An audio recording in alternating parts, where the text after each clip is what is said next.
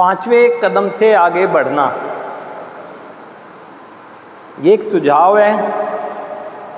और अगर देखें तो आपके लिए बहुत ज़रूरी है इस पांचवें कदम के माध्यम से इस बात को समझना कि जो मात्र हम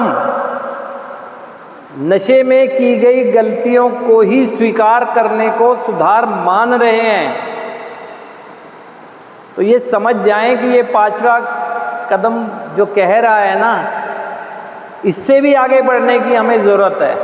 आप तो मात्र ये मान रहे हैं कि मैंने नशा किया, गलती कर दी, बस इतना। परिवार के सामने भी, यहाँ पर भी, और जब जब अवसर मिल रहा है मात्र इतना तक ही कर रहे हैं और उसको सुधार मान रहे हैं। और ये तब कर रहे हैं जब ये नशे करने की गलती को पहले भी कई बार पास्ट में भी स्वीकार कर चुके हैं। यदि आपका मात्र स्वीकार करना सुधार होता तो आपको यहाँ तक आने की ज़रूरत कोई पड़ती, तो यहाँ तक ना पहुँचते आप।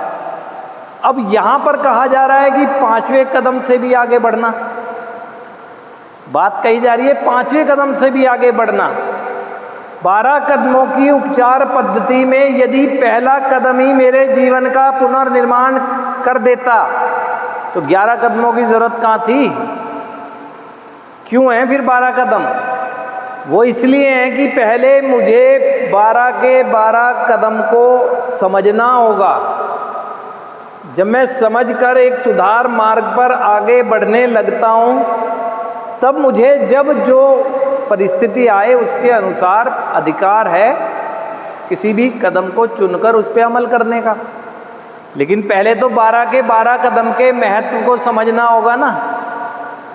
ये 12 कदम आपके जीवन के पुनर्निर्माण के लिए हैं। क्या मात्र आपका पहले कदम में नशे को स्वीकार करने से हो गया निर्माण? निर्माण तो मेरी सोच का होना है, पुनर्निर्माण तो मेरे विचारों का होना है, मेरे व्यक्तित्व का होना है। पहला कदम कर देता है क्या? पहला कदम तो मात्र आपको ये दिखाता है कि आप अपने व्यसन के आगे शक्तिहीन थे, इसलिए आपकी चाहत होने के बावजूद भी आप अपने को रोक नहीं पाते थे। ये तो ये दिखाता है। और ये दिखाता है कि जीवन पूरी तरह अस्त व्यस्त हो गया था, मात्र इतना दिखाता है।